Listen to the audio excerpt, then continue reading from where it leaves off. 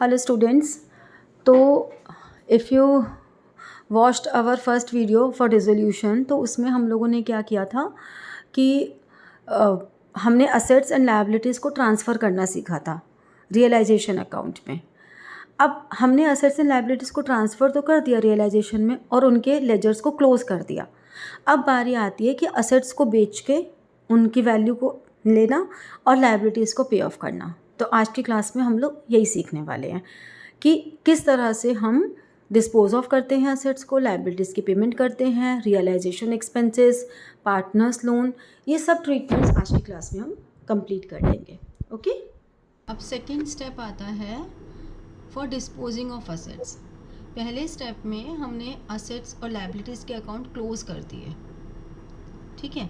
अब हम असेट्स को सेल करना स्टार्ट करेंगे। तो असेट सेल करेंगे तो कैश आएगा, कैश इंक्रीज हो रहा है या बैंक इंक्रीज हो रहा है, ठीक है ना। अगर कोई पार्टनर टेक ओवर कर रहा है तो partners capital account debit to realization. क्यों? क्योंकि पार्टनर इज़ द रिसीवर, तो डेबिट द रिसीवर। पार्टनर हमारा पर्सनल नेचर अकाउंट है। कैश हमारे असेट्स हैं, असेट्स इंक्रीज हो रहे हैं, या हम कह सकते हैं डेबिट वर्ड कम्स इन, किसी भी वे में ले लो।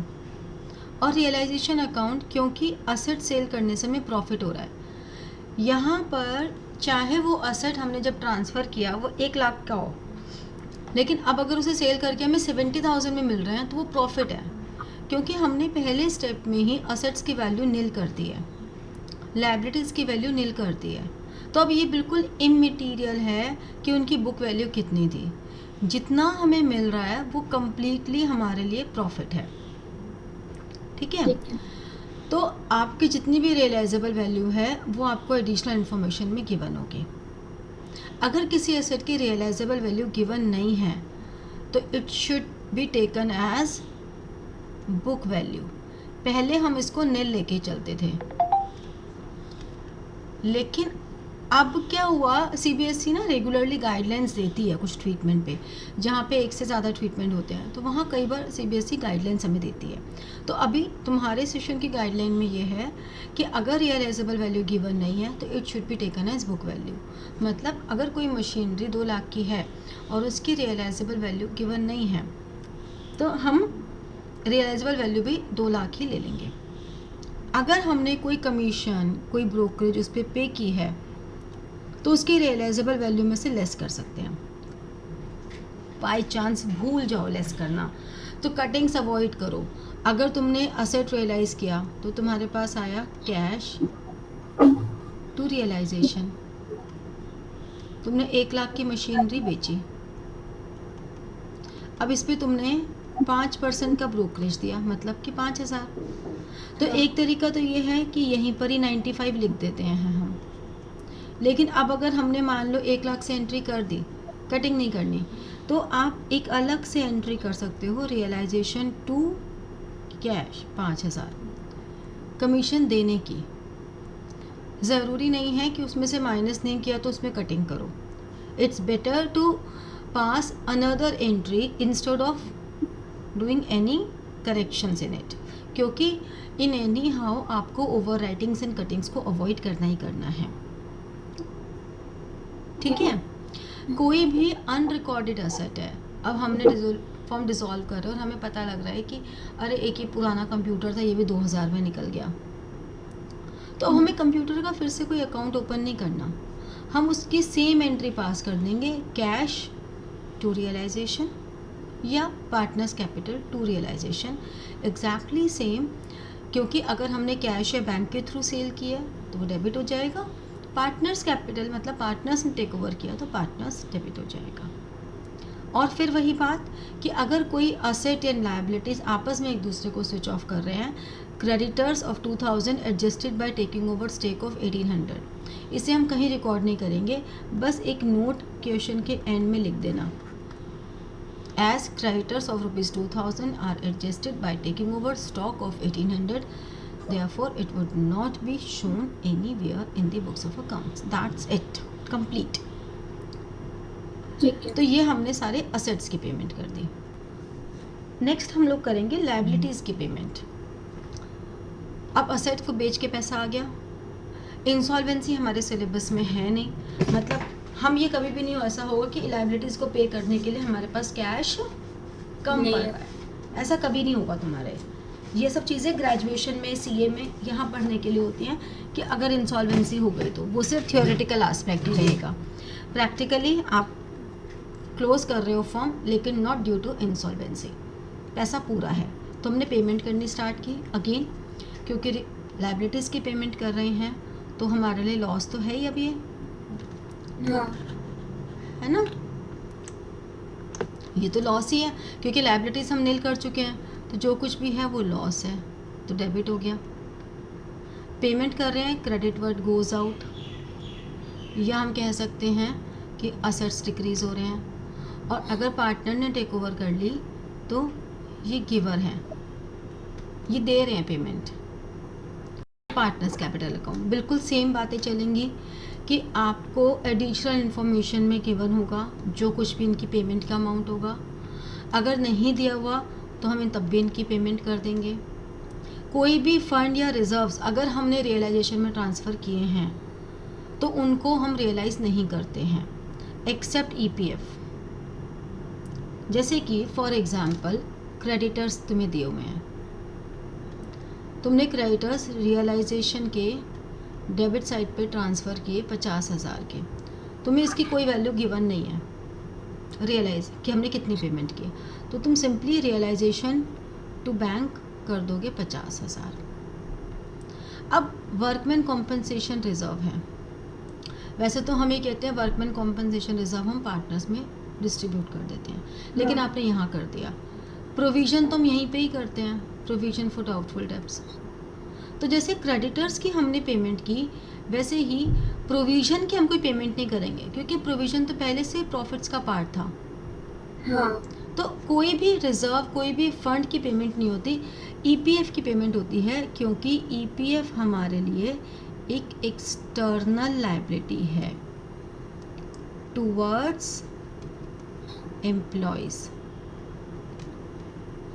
हमें ये एम्प्लॉयज़ को पेमेंट करनी है। कोई भी असेट या लायबिलिटी म्यूचुअली एक दूसरे को एडजस्ट कर रही है, रिकॉर्ड नहीं होगी। For paying off any unrecorded liability same entry would be passed. यहीं से मुझे एक और बात याद आई, असेट्स के केस में हमने कहा कि असेट्स भी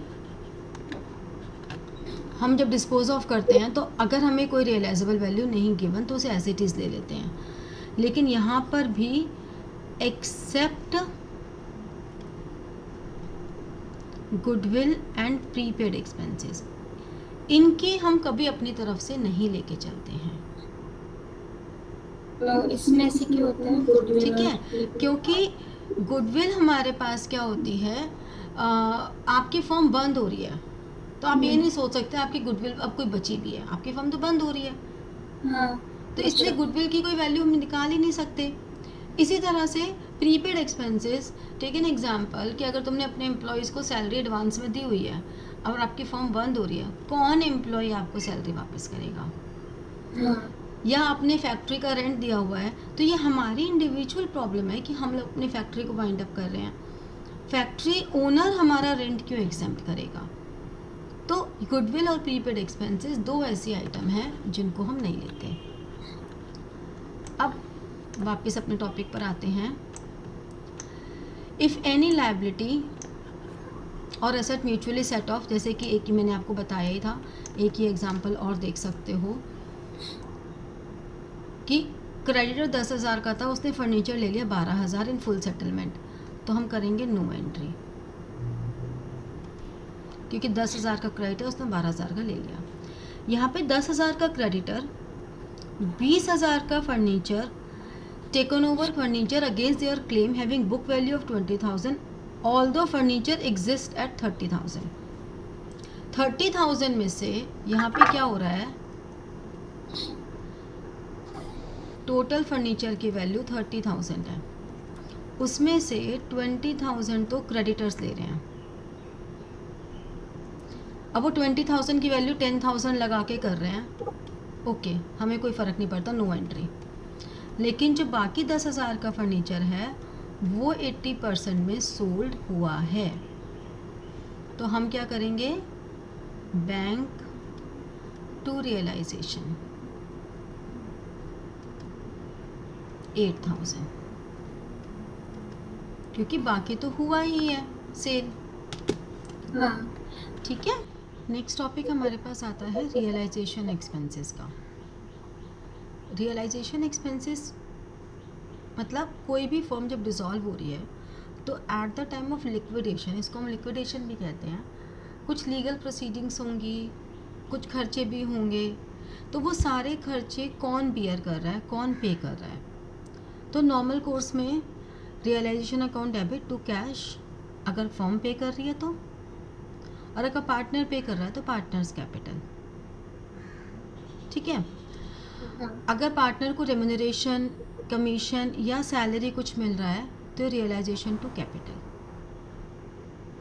ठीक है, अब अगर उसको ये सैलरी, कमीशन, ये सब कुछ मिल रहा है तो हमें बहुत क्लियरली ये बात बताई जाएगी क्वेश्चन में कि who is paying actual expenses. पहले सीबीएसई की गाइडलाइन में ये था कि actual expenses are deem to be paid by partner, but अब उन्होंने जो गाइडलाइन दी उसमें ये बोला कि एक्चुअल एक्सपेंसेस की पेमेंट कौन कर रहा है, in this regard clear indication, clear information should be given. तो नॉर्मल कोर्स में हमारे पास रियलाइजेशन टू बैंक, क्योंकि वो एक्सपेंस है, पार्टनर टेक ओवर कर रहा है तो पार्टनर, अगर हम पार्टनर को रेम्यूनरेशन दे रहे हैं तो realization to partner, and actual expenses के बारे में मेंशन होगा। ठीक है, अभी हमारे कुछ कॉम्बिनेशंस आते हैं, जैसे इसमें पार्टनर पे कर रहा है क्या रियलाइजेशन? अब इस सारी बातों को हम अलग अलग कॉम्बिनेशन में डाल सकते हैं, जैसे कि paid by firm and born by firm, मतलब फर्म की ही जिम्मेवारी थी और फर्म ही पे कर रही है। Paid by firm and born by firm. ठीक है, रियलाइजेशन टू कैश या बैंक, हमारी बैलेंस शीट में कैश इन हैंड दिया हुआ है, कैश एट बैंक दिया हुआ है, ये उस पर डिपेंड करता है। पार्टनर पे कर रहा है लेकिन लायबिलिटी फर्म की ही थी, मतलब partner is paying on behalf of firm, जैसे यहाँ पे भी था कि partner is paying on behalf of firm, if anybody is paying on behalf of me then there is a liability created on me towards that person. In the same manner, if partner is paying on behalf of firm, then the liability on firm arises towards partner. So this is realization to partner. अगर firm pay कर रही है जबकि पे करने थे partner को, अब क्योंकि पे बॉर्न बाय पार्टनर है तो फर्म के रियलाइजेशन का उससे कोई मतलब नहीं है। फिर बहुत ही सिंपल सी बात है कि partner is paying but firm is actually paying on behalf of partner, so firm का तो कैश कम हो रहा है। हाँ if we are paying on behalf of any person then this is a creation of asset, तो ये मेरे पार्टनर्स कैपिटल डेबिट हो गया, because now I have to receive that money from partner, the firm has to receive money from partner, so partners capital account debit. तो ये तीन combination, अगर दोनों चीज़ें फर्म कर रही है तो रियलाइजेशन टू कैश। अगर पेमेंट, हमें फर्म के पॉइंट ऑफ व्यू से सारे अकाउंट्स बनाने हैं, हमें पार्टनर के पॉइंट ऑफ व्यू से नहीं बनाने, हमें फर्म के पॉइंट ऑफ व्यू से बनाने हैं। तो अगर पेड बाय फर्म है, पेड बाय फर्म और बॉर्न बाय फर्म है तो रियलाइजेशन टू कैश। अगर पार्टनर पे कर रहा है on behalf of firm, realization to partner. If firm is paying on behalf of partner then partners capital to cash. अब यहाँ पे पार्टनर को ही पे करना, पार्टनर ही बियर कर रहा है, तो हमें कोई मतलब नहीं है, नो एंट्री। हमें क्योंकि फर्म के अकाउंट्स बनाने हैं, किसी पार्टनर के अकाउंट नहीं बनाने, तो हम पार्टनर के पॉइंट ऑफ व्यू से नहीं करते हैं। ठीक है, इन्हीं सारी बातों को हम एक और टेबल के थ्रू भी एक्सप्लेन कर सकते हैं कि when expenses are paid by firm on its behalf, realization to cash. When expenses are paid by partner on behalf of firm, then realization to partner. If any of the partner agrees to do work and getting remuneration, then again realization debit to partner. If expenses are paid by partner, who has to bear? Paid by partner, bear by, no entry. और expenses are paid by firm and borne by partner, तो concerned partner to bank. वही entries हैं, हमने table अलग तरह से form कर दी है, बातें वही हैं, बस कहने का तरीका फ़र्क है. तो बात यह है कि जैसे आपको समझ में आ जाए, इसलिए दोनों तरह से आपको एक्सप्लेन कर दिया. अब सब कुछ होने के बाद हमारा आता है रियलाइजेशन का प्रॉफिट या लॉस. तो अगर तो प्रॉफिट है तो पार्टनर्स कैपिटल अकाउंट में क्रेडिट होगा, लॉस है तो पार्टनर्स कैपिटल अकाउंट में डेबिट होगा. किस रेशो में जाएगा? ये सारा जाएगा तुम्हारा प्रॉफिट शेयरिंग रेशो. यहाँ पर ओल्ड या न्यू प्रॉफिट शेयरिंग रेशो का कोई रोल नहीं है, क्योंकि अब तो फॉर्म बंद हो रही है, तो कोई ओल्ड एंड न्यू है ही नहीं. ठीक है, तो ये हमारी प्रॉफिट शेयरिंग रेशो होगी. Got it. नेक्स्ट हमारे पास आता है partners loan.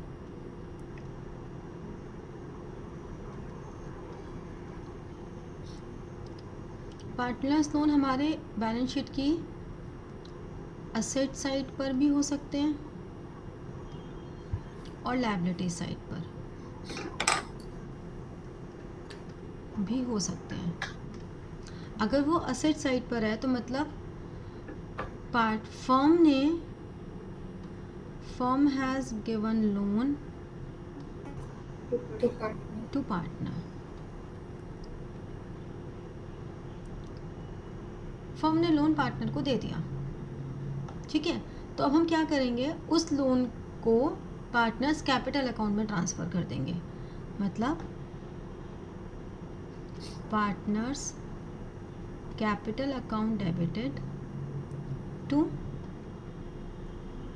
Partners loan account. क्योंकि लोन अकाउंट का डेबिट बैलेंस था असेट साइड पे होने से, लोन अकाउंट को हमने क्रेडिट कर दिया और पार्टनर्स कैपिटल को डेबिट कर दिया. बात यहीं ख़त्म हो जाती है. यहाँ बातें ज़्यादा आती हैं जब वो लायबिलिटी साइड पर आ रहा है. लायबिलिटी साइड में नॉर्मल कोर्स में तो इस लायबिलिटी साइड का मतलब हुआ क्या कि partner has given loan to firm. ठीक है, partner has given loan to firm. अब यहाँ पर ट्रीटमेंट करने से पहले हमें ये देखना पड़ेगा कि partners capital has debit balance या partners capital has credit balance. इस बात पे डिपेंड करता है कि हम आगे नेक्स्ट कोर्स ऑफ एक्शन क्या लेंगे. अगर तो पार्टनर्स कैपिटल का क्रेडिट बैलेंस है तो कोई प्रॉब्लम ही नहीं है, आप पार्टनर्स लोन को डेबिट टू बैंक या cash, whatever payment of mode you are opting, आप उससे उसको पेमेंट कर दो. लेकिन अगर उसका डेबिट बैलेंस है तो यहाँ पर डेबिट बैलेंस का मतलब हो गया पार्टनर ने कैपिटल विड्रॉ की हुई है पहले से ज़्यादा, और लोन का मतलब है कि हमारे ऊपर लायबिलिटी है तो हमें उसी से को देना है और उसी से लेना है. तो अगर उसी को देना है, उसी से लेना है, तो हम पहले वो लेना देने वाली जो कॉन्सेप्ट है ना, उसे हम सेटल डाउन करेंगे. कैसे सेटल डाउन करेंगे? पार्टनर्स लोन अकाउंट डेबिटेड, पहले पार्टनर्स कैपिटल अकाउंट करेंगे. अब अगर कुछ बच गया तो आप पे कर दो, अगर नहीं बचा तो बहुत अच्छी बात है. ठीक है, जैसे कि एक एग्जांपल लेते हैं. अब हमारे पास मान लो एज लोन है, डेबिट में 10,000, 20 लोन, कुछ भी नहीं लिखा अगर, तो मान के चलते हैं क्रेडिट ही है. As capital 40,000, B's capital 50,000, C's capital debit balance है 5,000 और सीज लोन हमें दिया हुआ है मान लो 8,000। अब हम क्या करेंगे, पहले ए और ए को देखते हैं, ये ए और ये ए को देखते हैं। डेबिट बैलेंस है, इससे कोई फ़र्क नहीं पड़ता कि कैपिटल का कौन सा बैलेंस है, हमने सिंपली उस डेबिट बैलेंस को ख़त्म कर दिया। एज कैपिटल अकाउंट डेबिटेड तो एज लोन अकाउंट 10,000 से।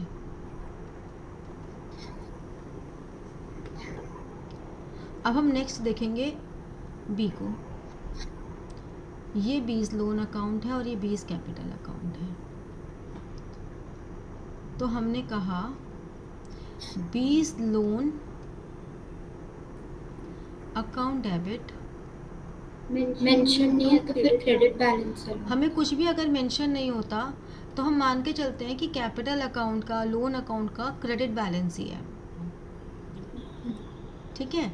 तो हमने नॉर्मल बीज लोन की पेमेंट कर दी। अब कहानी आती है सी की, सी का है डेबिट बैलेंस, तो हम कहेंगे C's loan account debit to C's capital. पहले ये जो 8,000 का लोन है उससे हमें 5,000 की कैपिटल एडजस्ट करेंगे और फिर जो बचा हुआ है वो यहाँ डाल देंगे। अब इसमें फर्दर वेरिएशन और आ जाएंगे। मान लो if payment made against loan is more or less than the loan amount, तो क्या करेंगे, then balancing figure should be adjusted to realization account। क्योंकि अगर मान लो लोन अमाउंट 40,000 है, इस 40,000 में अगर हमने पेमेंट 38,000 की है, मान लो यहाँ पर ये एज लोन है, यहाँ पे अगर एज लोन 40,000 का है, हमने पेमेंट 38 की है, तो A's loan account debited 40,000 to cash 38। हमें 2,000 का प्रॉफिट हो गया, तो उस प्रॉफिट को हम रियलाइजेशन में डाल देंगे। अगर मैं यहीं पे केस 2 लूं कि हमने पेमेंट की ₹45,000 की, तो एज लोन के अमाउंट में कोई चेंज नहीं आने वाला, 40,000 ये तो 40,000 ही आएगा।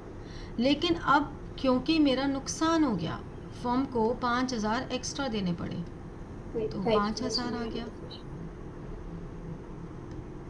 45,000। तो ये एक वेरिएशन आ गया। दूसरा वेरिएशन भी आ सकता है, हम उसे कैश पेमेंट कर ही नहीं रहे हैं, हमारे पास एज लोन है 40,000, A is ready to take over furniture of ₹35,000 against loan. अब प्रॉब्लम यह है कि फर्नीचर अकाउंट तो हम क्लोज कर चुके हैं, अब तो हमें जो कुछ भी करना है रियलाइजेशन अकाउंट के थ्रू करना है, और लोन की हमें सेपरेट पेमेंट करनी है। तो 40,000 तो ये हो गई टू रियलाइजेशन अकाउंट, क्योंकि हमारे पास कैश में कोई पेमेंट नहीं जा रही है। अच्छा 35,000 ये जो टेक ओवर किया, बट 5,000 का हमें फ़ायदा भी तो हो रहा है क्योंकि 35,000 में ही पेमेंट जा रही है, वो भी रियलाइजेशन में ही आएगा। टू रियलाइजेशन अकाउंट जो गेन और profit on settlement of loan है। तो हमें 2 बार, इसीलिए हमें ब्रैकेट्स में रीजंस लिखने बहुत ज़रूरी है, क्योंकि हर जगह सिर्फ रियलाइजेशन आ रहा है। तो जब आप रियलाइजेशन अकाउंट बनाओगे तो बाय एज लोन 2 बार लिखोगे, और बाय एज लोन एक बार ब्रैकेट में लिखोगे टेक ओवर, और एक बार लिखोगे गेन ऑन सेटलमेंट। हम 2 बार मेंशन करेंगे। तो इस तरह से घूम फिर के हम आएंगे रियलाइजेशन पर ही। तो ये सब हमारा लोन का ट्रीटमेंट में आ जाता है। Got it? हेलो बच्चों, तो आई होप आपको वीडियोस तो अच्छी लगी होंगी। तो आपको अगर ऐसा लगता है कि अरे मैम इस चैप्टर की क्यों दे दी, दूसरे चैप्टर की दो, तो आप जो भी टॉपिक्स, जो भी चैप्टर्स आप चाहते हो कि इनकी वीडियोस हमें पहले मिले, तो आप हमें इंस्टाग्राम पे डीएम कर सकते हो। हमारे सोशल मीडिया अकाउंट्स सारे डिस्क्रिप्शन बॉक्स में हैं, ठीक है। प्लस चैनल को सब्सक्राइब तो करना ही पड़ेगा और नोटिफिकेशन भी ऑन रखने पड़ेंगे, जिससे कि आपको पता चल जाए कि भाई हमने नई वीडियो डाल दी है। सो सब्सक्राइब, और क्या कहते हैं, like and comment and share with your friends with love, and give your suggestions अगर आपको लगता है कि मैम ये सजेशन भी हम दे रहे हैं। So I would like to accept your suggestions. Okay, so thank you so much and good luck to all of you.